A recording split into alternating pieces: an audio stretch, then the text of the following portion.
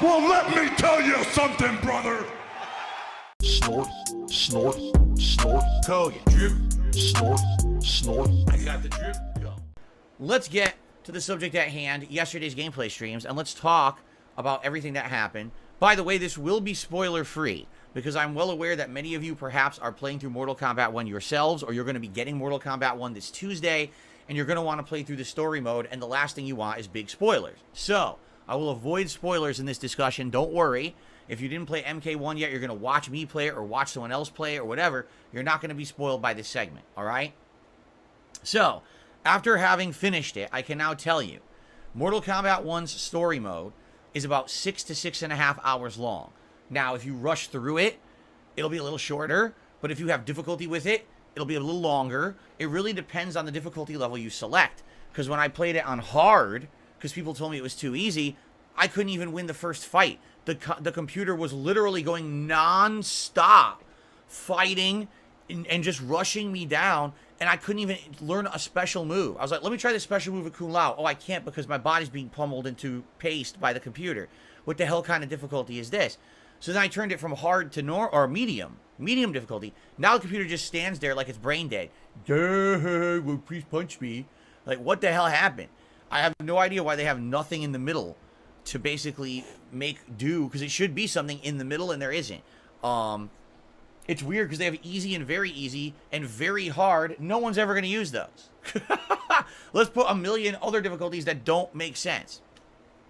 So anyway, the good news is I think you play as 15 to 16 different characters. I think it's 15 characters, and then if I remember at the end for the finale, you get to pick who you want to play as at the end of the game. Like, you have a choice of the entire cast at that point, which is kind of neat. You can select your fighter for the finale fights, okay? It's a good story. Well, allow me to explain. Basically, if you've played Mortal Kombat 9, 10, or 11, you know the deal by now. It's a narrative-based campaign that has twists, turns, good high-level production values and voice acting. The mocap is really well done. It goes through all these different locations, both in Earthrealm and Outworld, and a variety of characters are used. Okay? Surprisingly enough, and this is not a story spoiler, I just want everyone to know, the special forces are not featured whatsoever in the campaign of this game.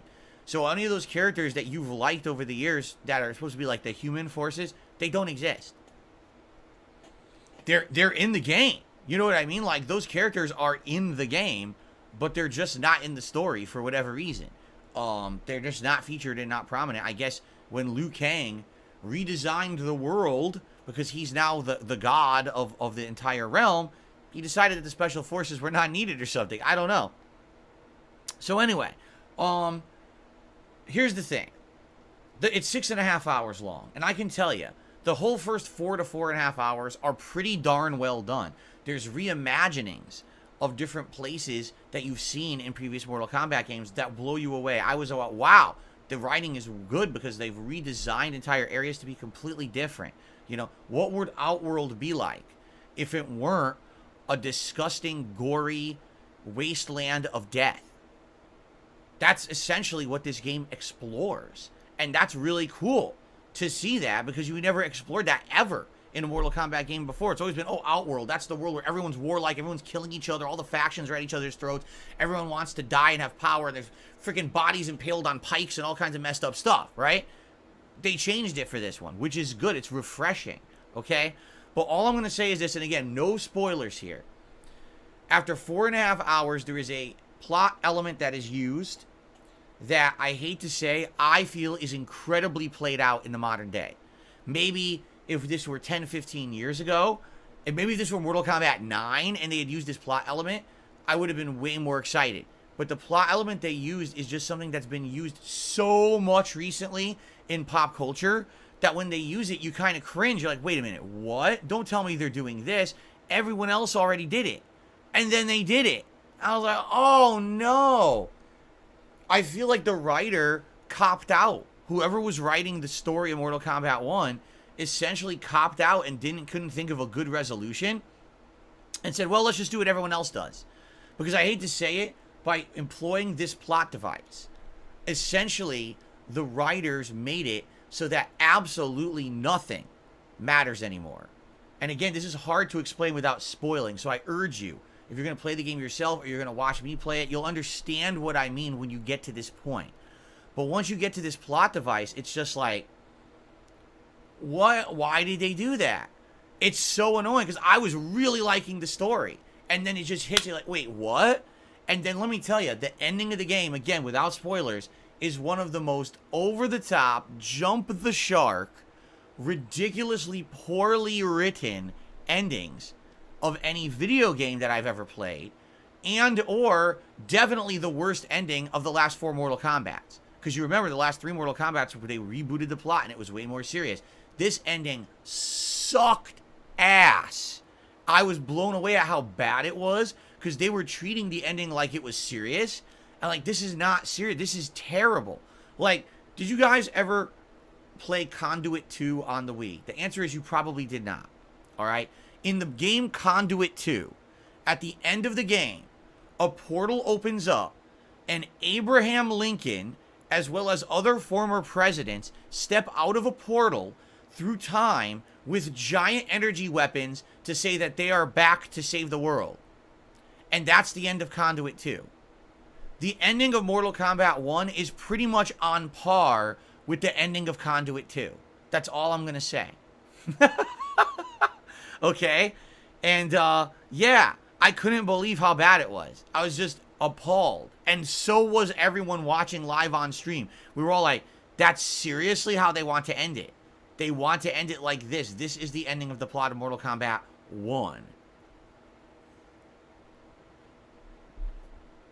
So all I'm going to say is, and I don't know how many of you know the games from the 2000s, because this is one thing that I actually said right before I started playing the game. I said, much like how Mortal Kombat 9, 10, and 11 seemed to be a trilogy of Mortal Kombat games that was an homage to the 1990s Mortal Kombats, right? They really focused heavily on the characters from Mortal Kombat 1, 2, and 3, and then a little bit of 4, and then had new characters like the children, like Cassie Cage, and the son of Scorpion and stuff like that, right? So, much like that trilogy was the 90s, it seems like what they're trying to do is start a new line of Mortal Kombats that are now an homage to the 2000s Mortal Kombats. So we're talking Deadly Alliance, Deception, Armageddon, and I think there was another one in there too. But there is a problem with that.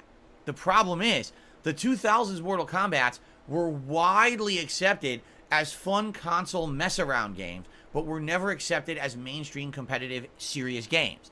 There weren't really tournaments for them, while games like Street Fighter and Tekken and other fighting game franchises were excelling in the tournament scene. Mortal Kombat faded into obscurity. It still sold well, but it was kind of the laughingstock of the fighting game community. Well, it exists, but hey, you want to mess around with your friends and rip off people's dicks and shove them up their nose holes, you play Mortal Kombat. Outside of that, if you want to play a real fighting game, you're going to play everything else. That's how it was seen.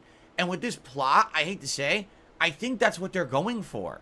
I think that they're more saying that they really don't feel like they care that much anymore about being serious. They tried that with 9, 10, and 11. They tried to be serious, balanced games.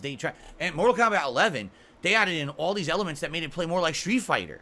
They had, blocking that didn't require a block button. They had wake-up reversals that used, like, meters, so you could, like, invincible wake-up reversals and stuff. They completely removed all of that. It's all gone. So they've changed the way that Mortal Kombat is played, right? So, in that regard, I kind of feel like that's what's going on. They just don't care about really competing anymore. They feel like because they've been around for so long and they have an established fan base that will come back and play at whatever, no matter what. And the other thing is about Mortal Kombat. Usually, when a Mortal Kombat game comes out, especially this last decade, it'll be popular for like 6 months, sells a ton, and then you don't really hear much about it until the DLC characters come out. And you might be like, well, wait a minute, I don't get that. Because isn't there a competitive community? Well, there is. But for whatever reason, even the Mortal Kombats where they tried really hard to make them competitive, they don't catch on that well. They just don't have longevity or the legs of other fighting games. While a fighting game like Street Fighter V, which arguably I thought was terrible. I thought it was one of the worst ones ever made. Okay, I really did. I thought it was god-awful. It lasted 7 years. 7 effing years, right? While Mortal Kombat had like 3 games during that time period, each one only lasted about a year competitively, and then people never really talked about it or played it anymore. It was on to the next. You see, that's why they had Injustice games in between to fill in the gaps. So, that's I think what's going on right now, is they wanted to cater more to the people who were their big fans in the 2000s, get that player base maybe back. Maybe they may have lost them in the last decade. They want to get those people back. And that's really why they're not taking it so seriously, because that plot, oh my God, that plot cannot be taken seriously in any way. The ending is atrociously bad for anyone who was looking for something that was to be like, okay, this is cool, I'm interested, I'm invested, let's see where the plot goes next. I could not give 2 craps where the plot goes next at this point. Seriously. Anything can happen, and it's a complete mess around at this point. So, I hope that kind of explained my thoughts without spoiling. If you want to know exactly what I'm talking about, you can watch the end of my playthrough, which is live now on the channel, or you can play the game for yourself. Either way, you're going to find out exactly what I mean, and I'm curious what your feedback would be. If you happen to watch it, please leave comments and let me know what you think about what they did with the plot. I'm very curious to hear everyone's thoughts, okay? I got the drip going. I got the drip going. I got the drip going. I got the drip going. I got the drip going. I got the drip going. I got the drip going. It's like a faucet that's dripping. You can't make it stop. So what do you want me to do? Have a mute button that every second I'm tapping the mute button just in case I'm gonna have to clear? Like, this is what I mean, these dumb kids. This is what it is, it's dumb kids.